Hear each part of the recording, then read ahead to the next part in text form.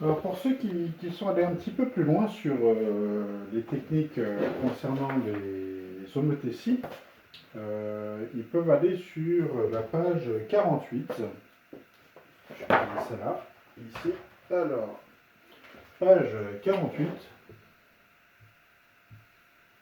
l'exercice 1. Alors sur l'exercice 1, on vous pose des questions. En gros, vous avez différentes formes qui sont toutes comme ceci. Donc on va faire simple, hein. Je vais dessiner en bleu. Donc en gros, vous avez ceci,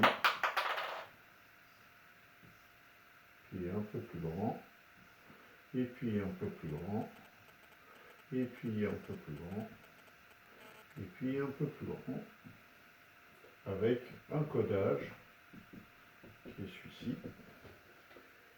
Donc on vous demande quel est l'homothétie. Donc ici on vous dit que c'est le point O.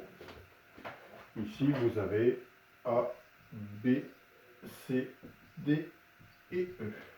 Et donc on vous demande quel est le rapport d'homothétie de centre O qui permet d'obtenir la figure C à partir de la figure A. Donc comment on fait pour aller de A vers C? Donc OA est égal à une unité. OC est égal à 3 unités. K est égal à OC sur OA, ce qui est égal à 3. Pas d'unité là-dessus, hein. C'est très important.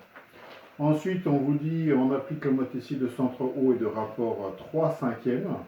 Quelle figure obtient-on par rapport à la figure E? Donc là, on est plus sur un petit 2, un petit b qui va être une réduction.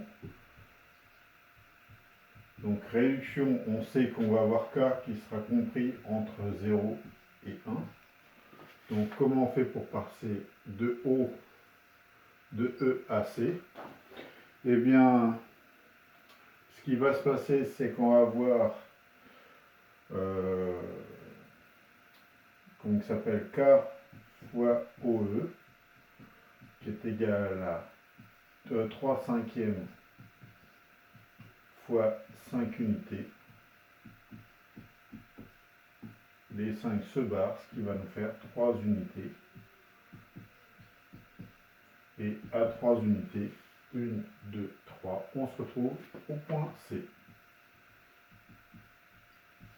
Donc on passe de E à C par cette homothétie.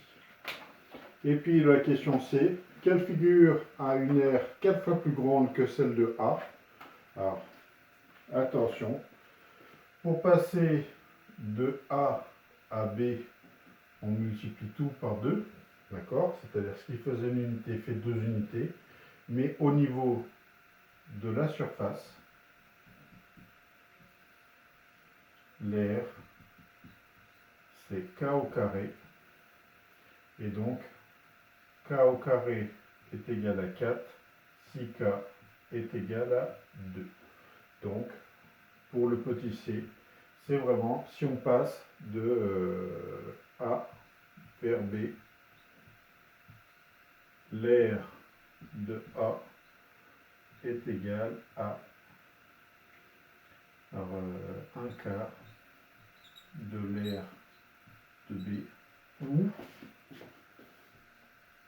l'aire de A de B est égal à 4 fois l'aire de A. Voilà. Je vous enjoins à essayer de travailler un petit peu là-dessus. Il y a un exercice sur Sketch aussi qui peut être intéressant, qui peut montrer comment on fait pour agrandir, réduire une image.